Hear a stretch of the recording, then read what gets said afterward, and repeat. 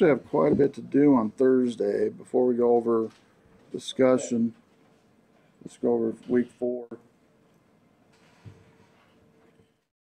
Okay, normal stuff, review questions, quiz, all those other files below are we're going to be using for the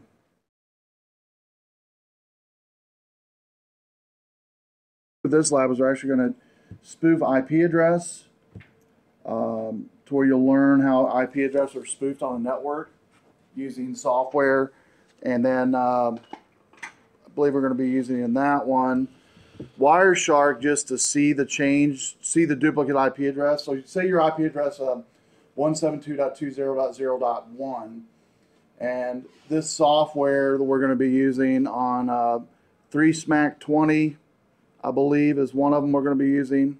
Actually, the one we're going to be using allows you to type in any IP address, hit spoof, and then the outside, the network and everyone outside sees you as that IP address, whatever you type in.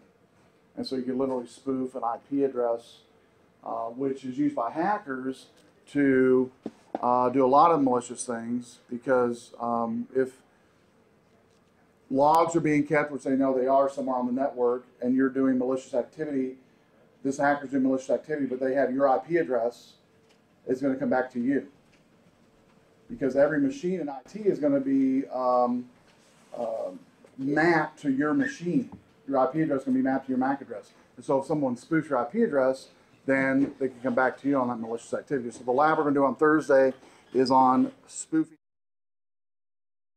Well, that'll be a fun one. And a lot of Wireshark's actually a pretty good app. That's actually not the newest download there, but you can there's no reason why you can't go through these prior to class, especially the spoofing lab document there, the 3 spoofing lab CSSIA.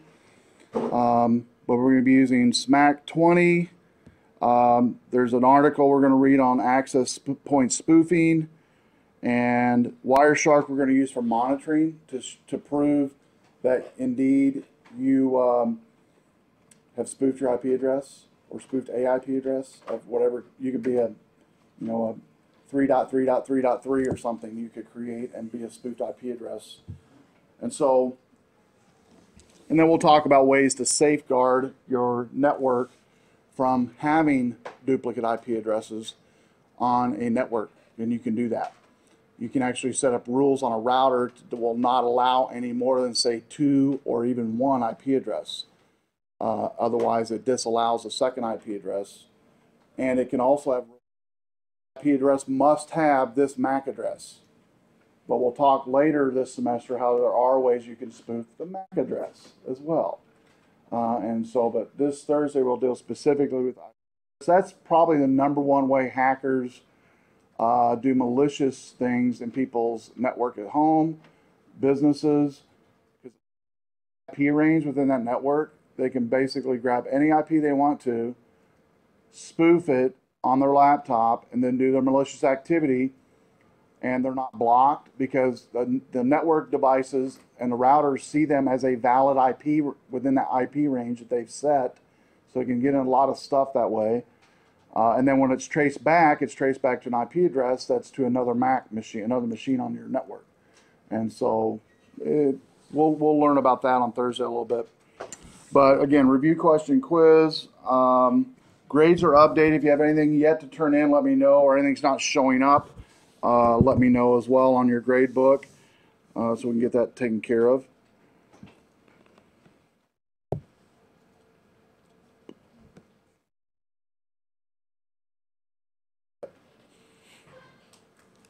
This goes over some of the vulnerabilities of a network and attacks, different types of attacks.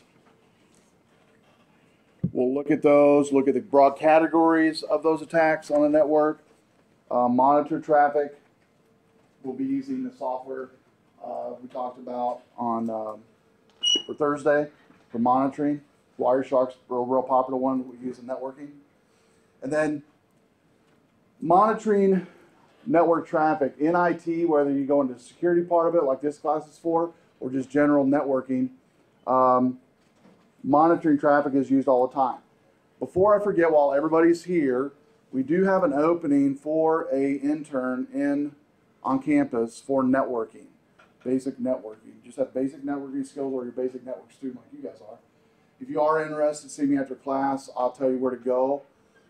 And again, it's here on campus, and it's you have to go through the certain channel, and I can tell you where all that stuff is if you come to me right after class.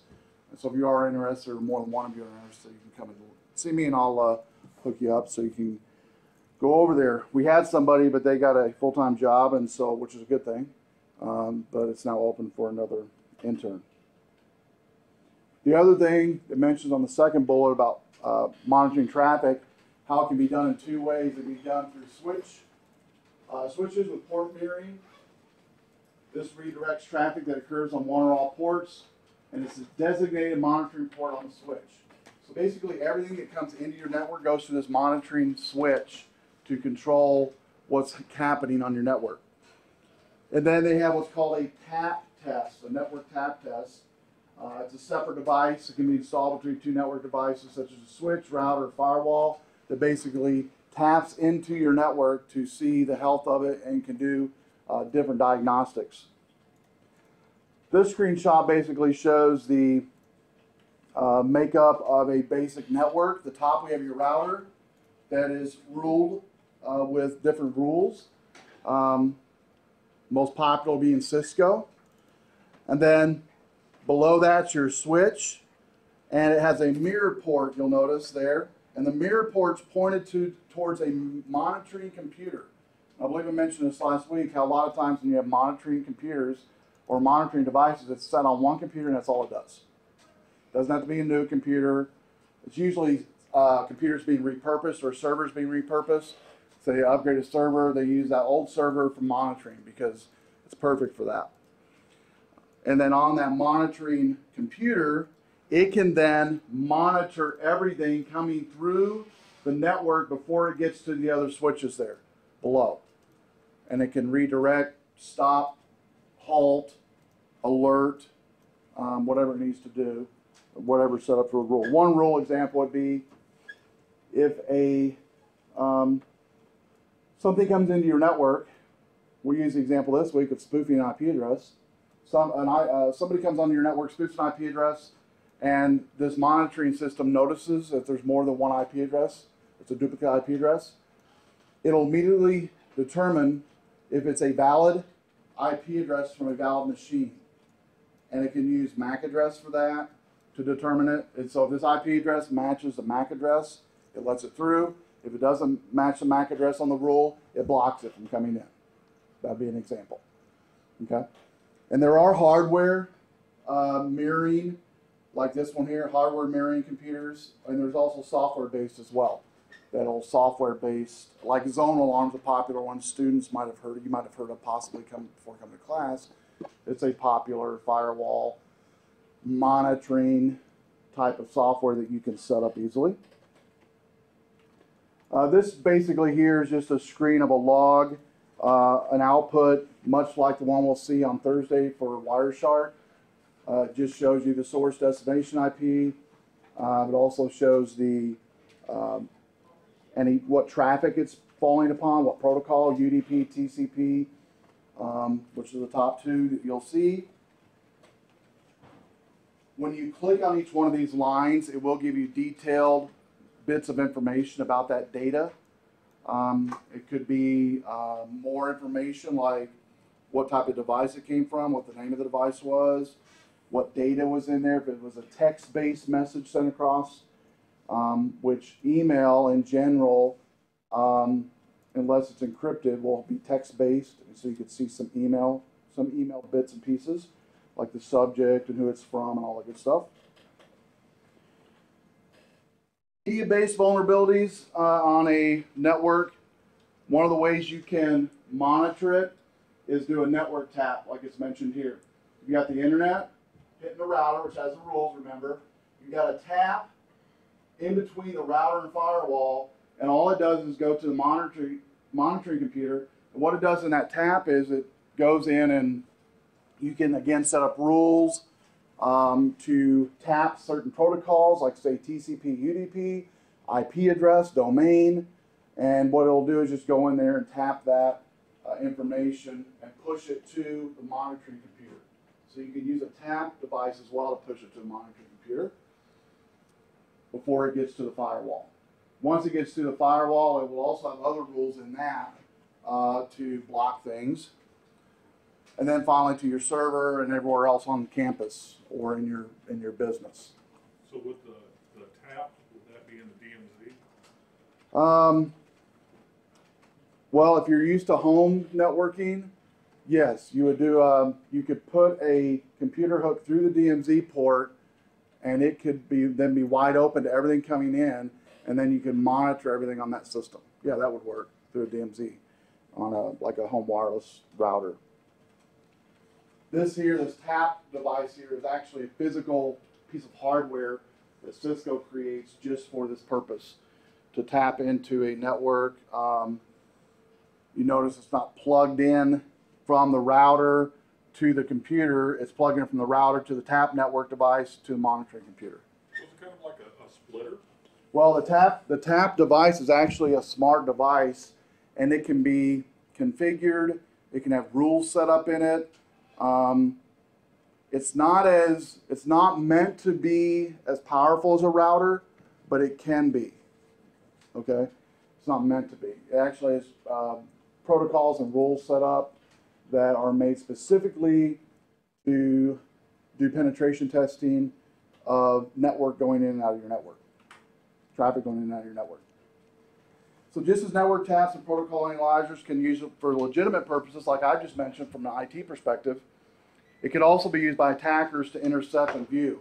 Because if you have software-based taps and software-based vulnerability analyzers, you can determine everything we've just talked about. If you have it on your laptop, you plug it into their network, or you get onto the Wi-Fi, you can see everything the IT folks are seeing if you have the right software.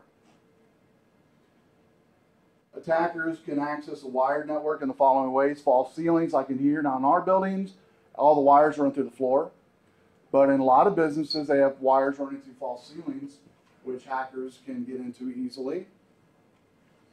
Exposed wiring and with exposed wiring. So if you have exposed wiring like this in your place of business, there are actually clips you can buy that clip onto the wire that give you access to that Ethernet connection very easily. But a lot of businesses think they're clear by just putting in locks like we do on the ports. You can put locks in those 4-port wall units. But if a wire's coming out of that port, you can tap that wire like I just mentioned with the device. It's about $5 and tap into that Ethernet connection. Now is that a soft lock on, like they're actually disabling the port via software, or like a physical device that you can just the jack off? Exactly. Well, this one right here, I don't know. I don't think we have down here. If you guys go downstairs, like in below in the first floor, all the jacks down there around the waiting area have the locks I'm talking about. You can see them. But I think the way we've done it here, they have the locks in the ports, right? Then they also have it blocked on the switch side. That way, if they did get into there, it would still not get into anything. So it kind of doubled. Now, some techniques to create havoc from hackers, a couple of terms here. And we'll go over the IP spoofing on Thursday, but switch flooding. This is where an attacker floods a switch's address table with fake media addresses, fake MAC addresses. You can make the switch act like a hub and sending packets to all the devices. So they can literally bring in a dummy hub, hook it up to a laptop, hook that hub also up to a Ethernet port or lump onto a wire. And there are software you can basically push data, like a MAC address, flood the valid switches on campus or in the business with fake MAC addresses. And what it will do is eventually the network will basically become flooded, and then can stop all activity and cause a lot of havoc. During that time, when things lock up on switches, is when hackers can go in then, because it's vulnerable at that point, do more damage. Okay? because it's vulnerable. They can go in and try to get into servers. An easy one on that is most servers on most networks end with a .1. So whatever your network range is, they look for the lowest common denominator number, and whatever that .1 is, they ping that. If they can connect to it during the downtime when the switch is flooded, they can bypass a lot of security, because the switch is what has all the security to stop people from doing what I just mentioned. Okay? And it doesn't, usually that switch will come back up sometimes within a minute or two, so they don't have a big window. And so they know they usually don't have a big window to play with. So a lot of times, like big businesses like Google, Microsoft, when they've had this happen, they've literally just shut all their servers down. Shut them down. Because they know if they don't, it might be a minute, 2 minutes, it might be an hour. I don't know. However long it takes to get back up. But the longer they have this switch disabled, that means open communication from the outside world into their network. So they shut them down, shut the computers down, shut the servers down. And usually tell employees, you're shutting down too. Everybody's shutting down, doing all calls, shut down all clients, all mobiles, servers, shut down till further notice. That's probably the safest thing to do during something like that. MAC address impersonation, we're going to do an IP cloning on Thursday, but there is MAC address software that lets you do this, MAC address spoofing software. It says here, the attack where device X can pretend to be device A by sending device A's MAC address to a switch as if it were her or his own address, or malicious activity, whatever the case may be. Fake network redirect. If two computers are on the different logical network segments, device A must send its request to talk to device B through the router. An attacker on device X could send a fake network redirect to device A, claiming it should send device B's packet to device X. And what it does on this one is just a continual loop until, again, it does number one, which is switch flooding a lot of times. Router advertisements, all the time, if you look behind you, except those on the back row, if you look behind you on the NIC cards that are behind you, you'll see a green light blinking and a yellow light blinking on the NIC card behind you. So go ahead and do that real quick, except for those on the back row, you can see what I'm talking about. The green lights that are blinking are activity that's happening all the time on the network. It's realizing the activity, it's recognizing the activity, and these router advertisements that are on there send advertisements informing the device that your NIC card is present and it's available for use. And all the time it's doing that, it's waiting for commands from your NIC card. It could be a command of, everything from, logging into a network, logging into a network folder, sending data over the internet. A lot of different things it could be doing, valid things it could be doing.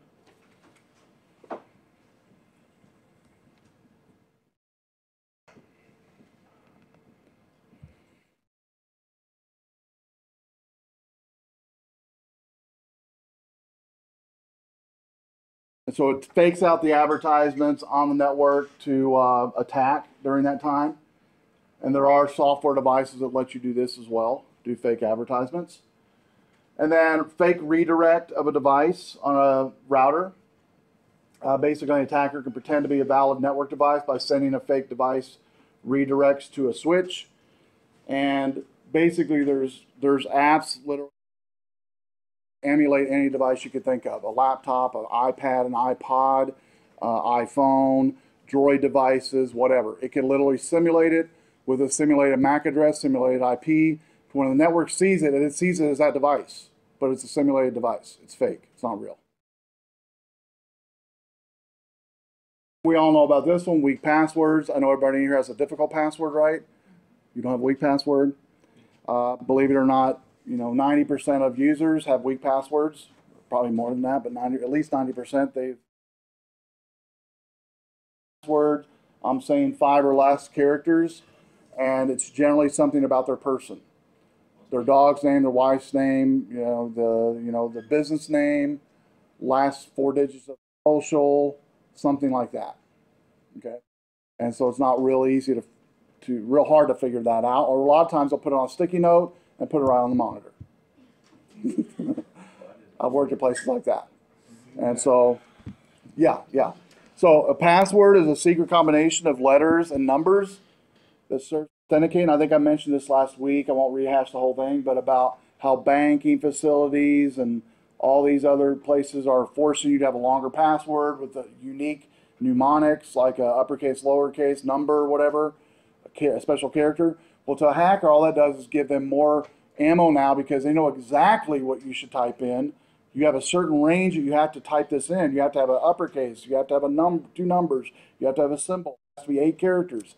That limits the pool of numbers dramatically when they're going to try to hack passwords. And so, and generally that information I just mentioned is on the website. You don't have to have an account there. You type in username. We go to create account. You type in username, and then when you go to type the password, it'll tell you in the password description what the rules are. So you don't even have to have an account to figure out what the rules are. A password paradox is basically a lengthy number that should be used and never written down. I had one student that what he did for his Wi-Fi passwords was kind of ingenious. He would take and fire up Notepad and just randomly hit keys for about a minute, save it, and then he would import that as his key for his Wi-Fi that he would bring around all of his machines because he would import it. A Notepad that was on USB basically. That was back before Dropbox or any type of sharing of files. And so he didn't have to remember the password, it was on a file. And then he backed that file up and encrypted it 2 or 3 times and had it saved in 3 or 4 different locations. And so that's a good way to do it too. You don't even have to know the password. Passwords can be set to expire after a set period of time, and a new one must be created. Most places do this now, which is fine. The one hard thing for most users, even myself, is that you cannot use any bit of the password if it's been at all in the last year. Any portion of the password cannot be used. That's pretty difficult to me.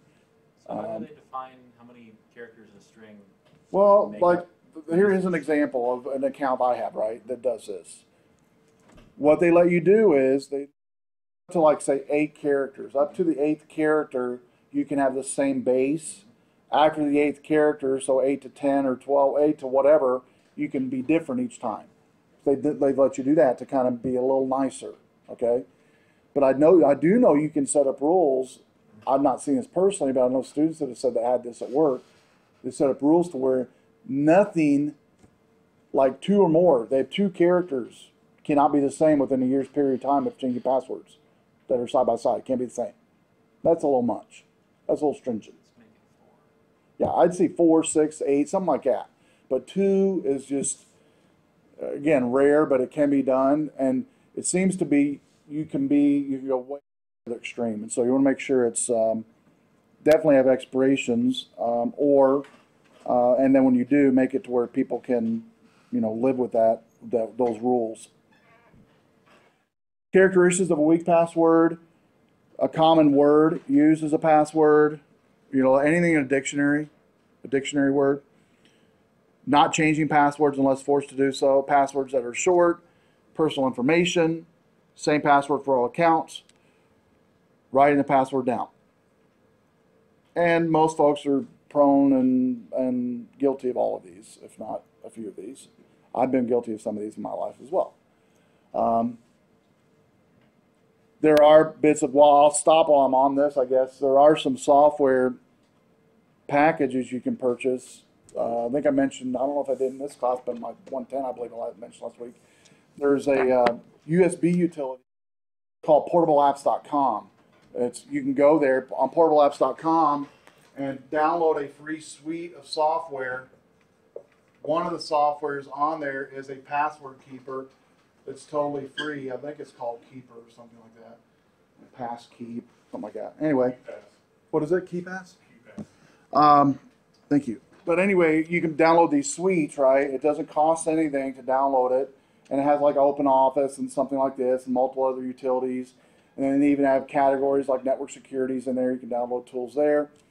So with all the tools we have today, the reason I mentioned this is you can have tools like this that actually will remember a place where you can store your passwords, basically, which is not a bad thing to do, especially with most of those that have multiple passwords. There's no way maybe you can remember 20 accounts, possibly, if you don't want to use the same password for all of them. Default account. Okay, this is a big no-no, which is done a lot, by the way, on even your computer at home, maybe. When you go to a Windows operating system, by default, it's going to have a guest account for you. I think Windows 7 has it turned off after you set it up, but I think Windows Vista, the first iteration, didn't. But anyway, make sure your guest account is turned off, okay, and not being used for guest account purposes, because hackers can use that on a client, on a network, in a business to get into the network if it's turned on. And you don't know it's turned off if everybody in your network is set up on a network username password, which most of us are. And so the machine itself could be set, gas could still be turned on.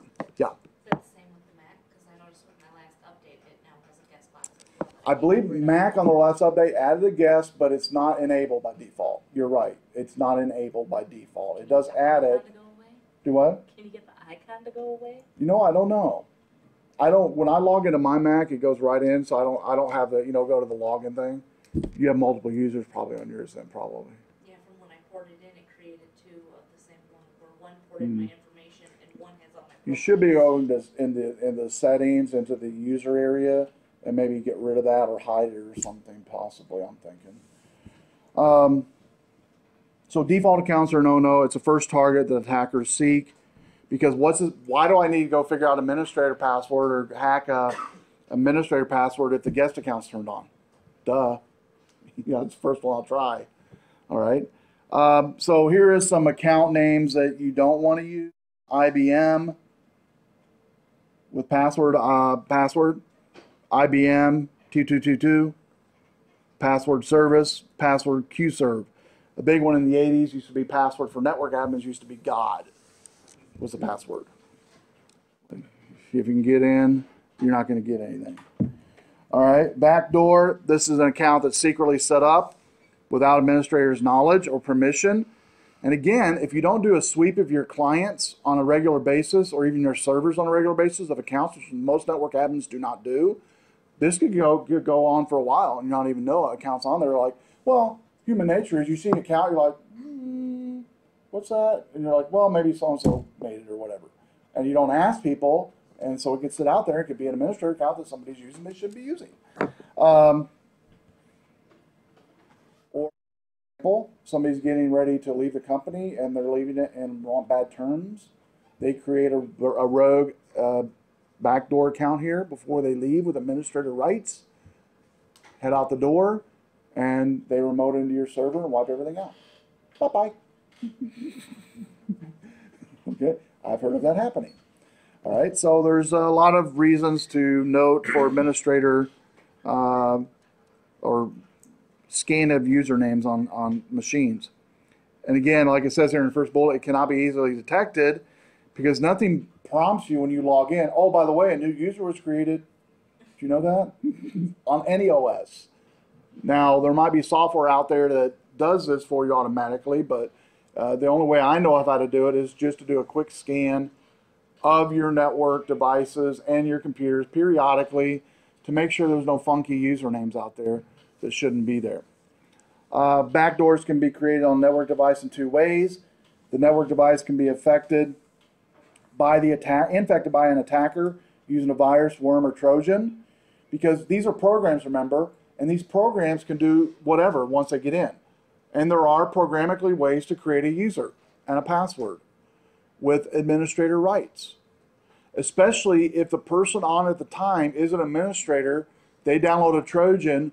This software now has administrator rights to do whatever. It can create whatever it wants to. Create an administrator account with an administrator password and begin sending stuff to this hacker immediately of malicious data. A programmer of the software creates a backdoor on the device, and I believe I mentioned in here. If I didn't, I'll mention it again. If I did, I'll mention it again. Gaming platform, gaming softwares are prone for these type of softwares to bring in malicious activity, malicious intent, anything peer-to-peer you want to stay away from. Privilege escalation is possible to exploit a vulnerability on the network device software to gain access to resources. There is software out there you might have heard of called crack software. It cracks software to crack keys or crack registry keys. And what it does is it finds vulnerability in the software, that's real software, and injects it with certain bits of code to bypass security. Now, how does that happen? It could be a number of ways. Again, disgruntled employee that created that software puts out this key gen for users to use to create havoc on a software. That's one way. The other way is there's a thing called reverse software engineering, where you can take an executable, if it's created in a .NET platform, which I develop in, and you can basically reverse engineer that software. You can see all the code that's in that software line by line if it's not keyed with a private key, and I can see every line of code in an executable that's created, and then use that against the software. So categories of attacks include denial of attacks, spoofing, man in the middle, which we'll do man in the middle, that's a really cool one, and replay attacks. So denial of service, DOS, is basically an attempt to consume network resources so the network and its devices cannot respond. This isn't done so much anymore because web servers were generally prone for attack on this, and there is checks on web servers now when you set them up in Windows to disable ping, and that's where this happens at. If you can ping a network, you can generally do a denial of service on a network, whatever network that might be, whatever device it might be. But if you turn off the ability to ping, or you do a redirect ping, which a lot of companies do, like Google, if you ping google.com, you're not getting the real web server. You're getting a mirrored server that we talked about earlier, which was kind of like a honeypot server just for monitoring purposes. You're not going to really do anything with pinging on that. But denial of service is still around. It's just not as popular because most web servers have the pinging option either turned off or redirected. File servers on that also will have the pinging option turned off if it's set up correctly. And an example here is a SYN flood attack that we'll look at in a second. And then lastly, the DDoS service attack. It's a variant of the DOS attack, but this is where hundreds and hundreds of zombie computers will do what's called a botnet to flood a network or device of network or networks of networks. There's been countries actually brought down with this bot network. Like a MasterCard. Yeah, you're right. Yeah. Credit card companies have been prone for this. And so these do happen. Now, this one here is an example of a DOS attack. You notice you've got computer A through E, and notice the responses. They're basically continually pinging the server over and over and over again. Well, if you add that times 1,000 or 10,000 or 20,000 or 1,000,000 computers doing this at the same time, you can see where it can bring that service down. An example I always tell students is if you watch something on TV and it says, hey, go to this website to get this, and you go to that website and it's down because everybody's went there, that's the example. If they flooded that server and it cannot get to that resource. Whether that service is a file that people want to see, a video, a picture, whatever it is. And so you're probably thinking, well, what about servers like Facebook, and Twitter? They must have a lot. They do. They have thousands and thousands of servers that host those sites. In fact, Google has what's called Google Farms in California that are on acres and acres and acres of land They're just, barn after barn, just metal barns full of servers, just like you guys have in front of you, just stacked up on top of each other, and those it's called the Google farm. And they basically use repurposed computers, old servers, new stuff, and they can daisy chain them all together to look as one server for their processes and procedures. Denial of on a IP, on a access point, can be done as well. There are, by default, on most of your routers at home, and most commercial routers now have it set to turn this feature off as well, where basically it will notice an attack and shut down that IP from doing that, or ignore it altogether. So this one has an attack. Legitimate user attempts to transmit, can't do it because of the attack. Same thing with the website scenario. Well, here is an access point, and notice the weights on all these systems. And it can be for a number of reasons. It could be congestion, or it could be that there is an acknowledgement attack from one of the computers or multiple computers that's flooding the system to where it cannot communicate in a short fashion. It takes a while or shuts it down altogether. Deal on access point, you can actually do a wireless DOS attack as well. But again, most access point like Cisco, I'm trying to think, Linksys, have this service pretty much locked down anymore out of the box. So unless you've turned it on, or turned it off, it's actually on already on your router at home to stop this from happening. And then spoofing. Basically all it is impersonation of whatever. In this case, this week we're going to do IP address, but it could be MAC address. It could be device. Pretends to be something or someone else by presenting false information. Variety of kinds of spoofing. Attacker may spoof his or her address so that her malicious actions will be attributed to a valid user. They must have got in trouble for using masculine pronouns in this PowerPoint, because I noticed this last revision, all the pronouns for describing a person is her. It always used to be him. I try to catch myself and say him or her. I don't know what happened, or maybe maybe a her wrote this, right? I don't know. Or if you mess with them, they're gonna come back and get you. Okay. I'm not going to make a comment on that one. Attacker may spoof his or her network with an address known or trusted. Attacker can set up an access point device called wireless devices. Like when we do the man in the middle one, we actually do a portion of spoofing because we basically spoof we spoof that your machine basically is a server on the network. And as long as you find the IP address of the server, that's fairly easily done. And if you're a server IP address, you can get away with a lot of stuff on a network because you're a server.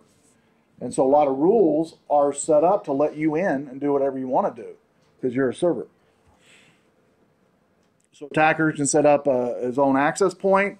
This can be done now. Macs always let it be done easily, set up a rogue access point within a Mac product. But Windows now, with Windows 7, it's easily, if you have a Wi-Fi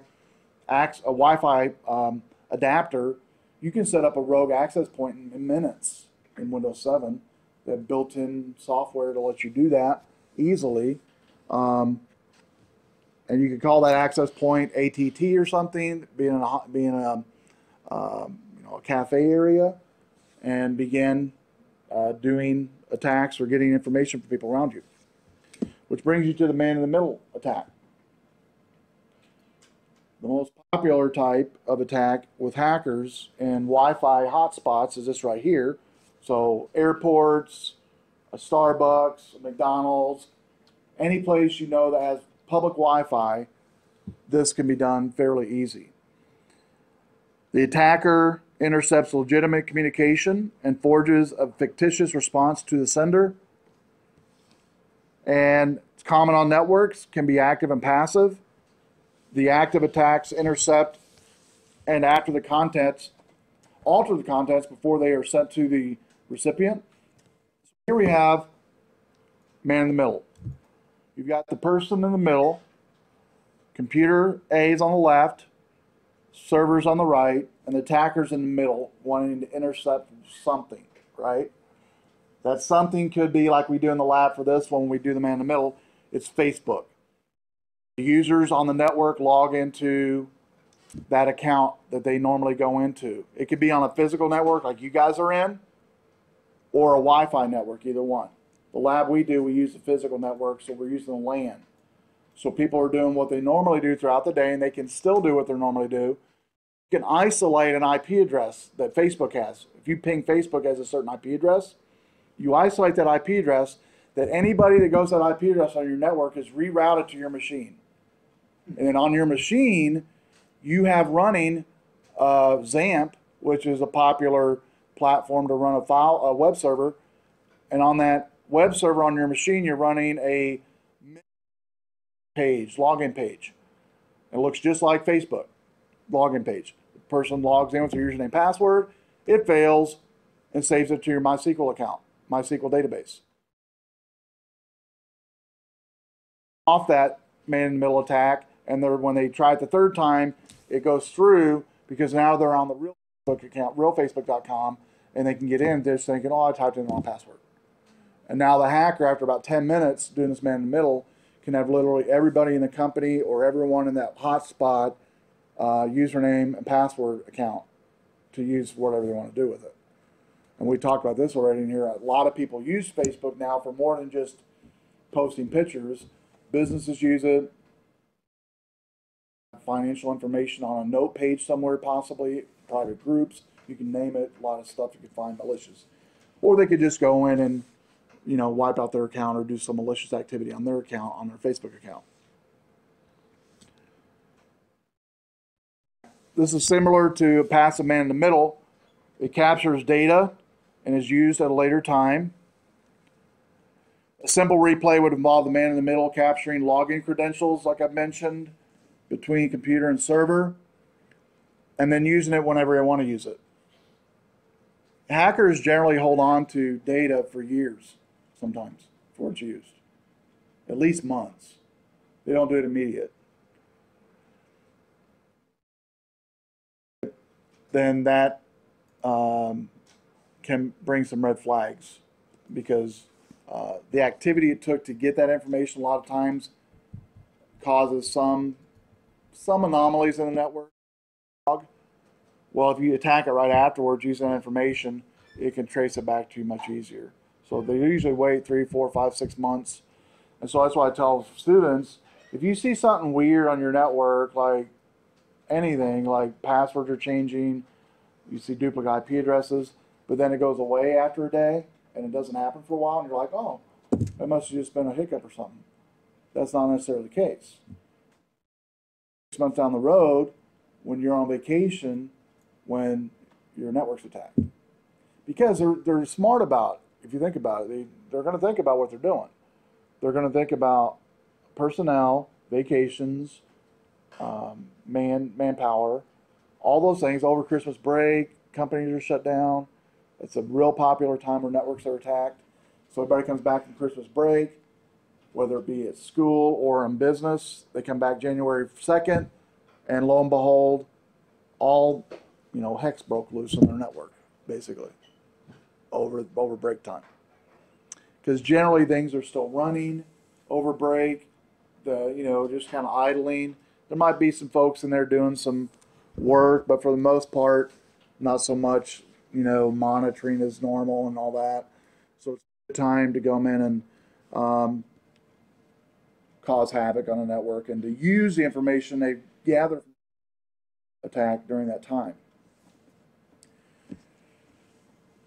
Network attack methods can be protocol-based or wireless. Generally, I've seen in my experience from seeing these attacks happen, it's generally done on wired networks. Okay, not wireless, generally wired. Because wired is generally the networks that have the good stuff from hacker standpoint. They have the good data that they can really get some nasty stuff from and do a lot of damage. And any business, well, most businesses aren't ready for any of this, really. They're pretty wide open.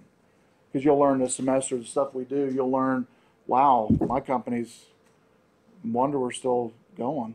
It's, you know, it could be some kid out in the parking lot doing something, we don't even know it. And they could be. And so it makes you aware of what can happen, and that's a good thing. And you can use that information to give you power to, secure your network better, watch for things. And it is, I think personally, not only teaching the subject, but being around network security for about 25 years, I'm finding it intriguing to figure stuff out, how it's done, why it's done, how to guard against it. But you do gain some respect a little bit for the hackers you research, how they did what they did, and in the time frame, and maybe even and a lot of it you'll find out isn't always technical. It can be social skills as well built into that. And so, you can, just like detectives or in police business, they gain respect for, they don't like them, but they gain respect for the criminals who do whatever, because they know it takes something to do that. And so in networking and IT security, if you like to figure stuff out and like to dismantle things, put them back together, figure out how things are broken, and how you can stop things from being broken. Well, you really can't figure out how to stop things from being broken if you don't know how to break it in the first place. If that makes sense. And so this semester you'll learn some ways that hackers, the way they think, to break things. And they normally don't do things to break things. They just go in for information. You might have heard that before from hackers that have been put in jail, or like the Kevin Mitnicks, or when they started out, it's for informational only purposes. Generally for educational purposes only. They wanted to learn how to do whatever educationally, just to learn something. They had no time, had millions on their hands and weekends, nothing to do. And so they wanted to figure it out. Then it went from that to escalated, more and more and more into the criminal intent. But generally, criminal intent generally isn't the first. Generally educational. And so educational for me, for you guys, is taking this information and then helping you understand why it happens, how it happens, and then you can use that information to then guard your network against things like that occurring. Because we talk about, on every lab, I try to talk about ways you guys can guard against this from happening. DNS attacks is a protocol attack, a domain name system, Google, like Yahoo, like Rock Valley College. And when you type in Rock Valley College, it goes to a certain IP address. Okay? Which is like in man in the middle. If we had a man in the middle attack in this classroom right now and you typed in facebook.com or rockvalleycollege.edu, I could have it redirected to my computer. And if the page looked just like Rock Valley's or Facebook, you wouldn't know the difference. Okay? And I do a little bit something in the man in the middle lab that I ask you to look for while we're doing it to see if you notice anything. And you'll find out on man in the middle attacks or any of these type of phished sites, there's always something the hackers forget. Something they forget. There's always something they forget. Whether it be a copyright date, that's the first one I always tell students. Copyright date, so say it's 2012 now, which it is, but the copyright date on the webpage says 2005. Red flag, and it's a a known site like Facebook or Google or whatever. They're not going to have a copyright date of 2005. Okay? That means that's been repurposed. That hack has been repurposed, and they forgot to change that. DNS poisoning. There's software we'll use this semester, one called Cain Enable, that lets you do what's called DNS poisoning and ARP poisoning.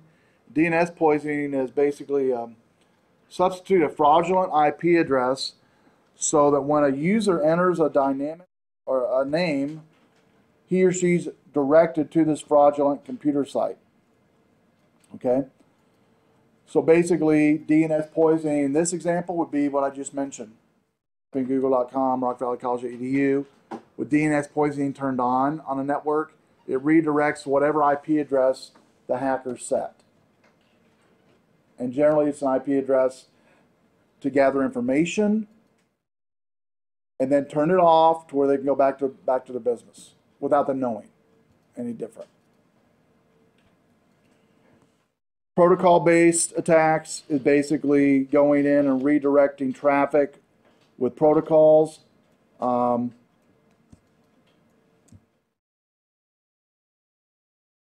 Protocol-based is the same as DNS poisoning. You're basically going in.